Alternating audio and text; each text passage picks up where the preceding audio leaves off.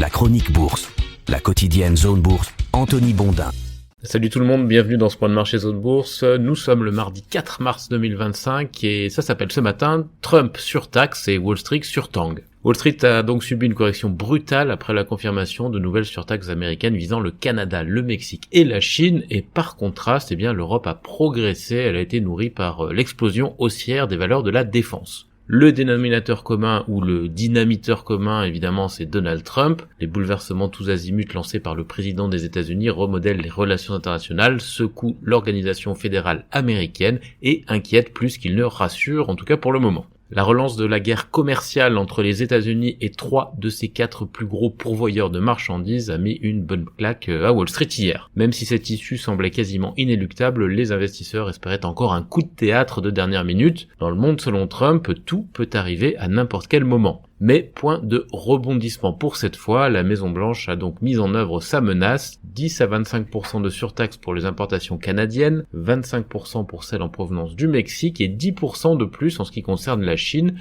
qui subissait déjà une surtaxe de 10%. Le Canada a promis de répliquer, la Chine a d'ores et déjà annoncé des surtaxes allant jusqu'à 15% sur certains produits importés des États-Unis, notamment des produits agricoles. La situation a assez logiquement déstabilisé Wall Street, le Nasdaq 100 a perdu 2,2% et le S&P 500 quelque 1,5%. Le Russell 2000, l'indice censé être le plus Trump compatible, a lui chuté de 2,8%. Il porte d'ailleurs ses pertes à près de 15% depuis le pic du 25 novembre et il évolue même sous son niveau de la date de l'élection de Donald Trump. À ce stade, les investisseurs estiment que la balance entre les bénéfices et les risques de la politique de la Maison-Blanche ne penche pas en leur faveur, c'est-à-dire qu'elle ne garantit pas une croissance économique prévisible et sereine. La confiance s'est considérablement dégradée du côté des consommateurs et des chefs d'entreprise. Il me faut ici rappeler que Trump 2 a commencé par le bâton alors que Trump 1 avait commencé par la carotte. En effet, au début de son premier mandat, le républicain avait commencé par réduire les impôts et par déréguler, mais cette fois, il a dézingué ses partenaires commerciaux et brutalisé l'administration fédérale. Alors tactiquement, c'est quand même un pari risqué si les bénéfices espérés tardent à se manifester. C'est le point de vue de pas mal d'observateurs plutôt affûtés, et en particulier Tiffany Wilding de PIMCO. Elle a été citée hier par le fin connaisseur du marché américain Robert Armstrong, qui tient la chronique Unhedged du Financial Times. Je rends donc à César ce qui lui appartient puisque c'est là que je l'ai lu hier. L'Europe, elle, n'a pas connu pareil déconfiture hier, d'abord parce que la confirmation des surtaxes douanières est intervenue après la clôture des places locales et ensuite parce que les marchés européens ont été soutenus par la flambée spectaculaire des actions liées de près ou de loin aux dépenses militaires, maintenant qu'il est clair que les États-Unis se limiteront au minimum syndical en matière de défense du vieux continent. En France, Thales a gagné 16% en clôture, BAE Systems a pris 14,6% au Royaume-Uni, Rheinmetall 14% en Allemagne, c'était pareil pour tous les autres groupes du secteur qui ont aussi flambé. On a même vu Eutelsat monter en orbite de 68% après avoir opportunément communiqué sur sa position stratégique dans l'autonomie satellitaire européenne, si d'aventure Elon Musk par exemple venait à limiter l'accès à Starlink. La hausse européenne s'est donc construite hier dans l'opposition aux États-Unis et ça j'ignore si c'est une bonne ou une mauvaise chose pour la suite. En parallèle des fameux tarifs, la Maison-Blanche a aussi cessé son soutien à l'Ukraine, fini les munitions et les systèmes d'armement, ce n'est pas vraiment une surprise, l'objectif est de faire passer Volodymyr Zelensky sous les fourches codines après sa bravade en direct live vendredi. C'est la condition sine qua non de sa rédemption et du retour du poids des États-Unis dans la négociation avec la Russie. Le président ukrainien, sans doute poussé par ses alliés européens, risque de devoir s'exécuter pour trouver une porte de sortie honorable. C'est encore et toujours le dialogue mélien. Donald Trump et J.D. Vance ont même laissé entendre que l'accord sur les minerais et les terres rares est toujours sur la table. Il garantirait une communauté d'intérêts économiques entre Washington et Kiev à défaut d'un accord de protection. Dans le reste de l'actu, le pétrole est sous pression après l'annonce de l'OPEP+ d'accroître sa production en avril. C'est une position un petit peu étonnante de la part du cartel qui avait plusieurs fois retardé ce projet pour garantir le maintien de prix élevés. Mais bon, c'est la situation. Le Brent est descendu autour de $71. Donald Trump a aussi envoyé une petite pique au Japon qui en avait moins pris pour son grade que les autres dernièrement. Le président a accusé Tokyo de maintenir artificiellement le yen à bas niveau. La même critique a d'ailleurs été adressée à Pékin concernant le yuan. Trump aura l'occasion de s'exprimer dans un cadre plus institutionnel que son réseau social la nuit prochaine. Il doit prononcer un discours devant le Congrès américain. C'est prévu à 21h heure de Washington, soit 3h du matin, heure de Paris.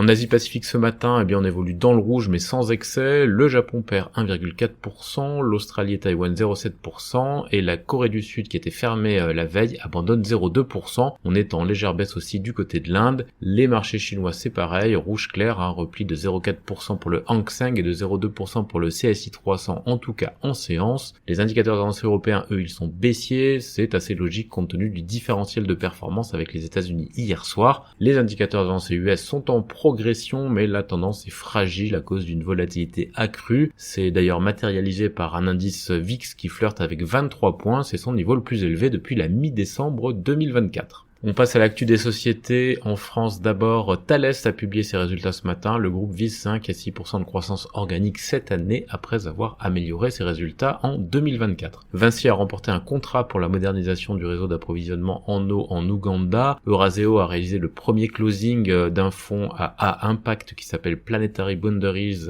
closing à 300 millions d'euros. Swatec et Neowen vont sortir de l'indice Stoxx Europe 600 le 24 mars. Carmila a publié aussi ses résultats, hausse du bénéfice net récurrent et hausse du dividende plus petit rachat d'actions. EuroAPI, l'ancienne filiale de Sanofi, a publié des résultats très dégradés en 2024 et entrevoit une légère amélioration cette année. La maison mère d'Interparfums, Interparfums Inc. aux États-Unis n'a pas publié dans les temps son rapport 10K, mais prévoit de le faire d'ici le 18 mars. La société explique que c'est à cause de faiblesses matérielles qui n'auront pas d'impact sur la performance financière. Quadient a signé un accord avec Japan Post pour les services d'expédition de colis. Le groupe LDLC qui est en souffrance va procéder à 88 licenciements économiques et la société de CRSI a remporté un beau contrat de 7,4 millions d'euros dans le cadre de la formation et de la recherche en IA en France. Vranken a été victime d'une cyberattaque dont les conséquences ne sont pas encore connues. On a aussi de l'actu du côté de Ventiva, de Stif, de Largo ou de Monaki. Les principales publications du jour outre Thales en France, on a Villemorin, Valbiotis ou encore Implanet. Dans le reste de l'Europe, Continental espère dégager 6,5 à 7,5% de marge d'EBIT cette année. Lint a annoncé un bénéfice d'exploitation en légère progression par rapport aux prévisions alors que la société fait face à des prix du cacao historiquement élevés. Kuehne et Nagel a amélioré fortement ses bénéfices mais manque les prévisions. L'Automatica ou VAT Group ont aussi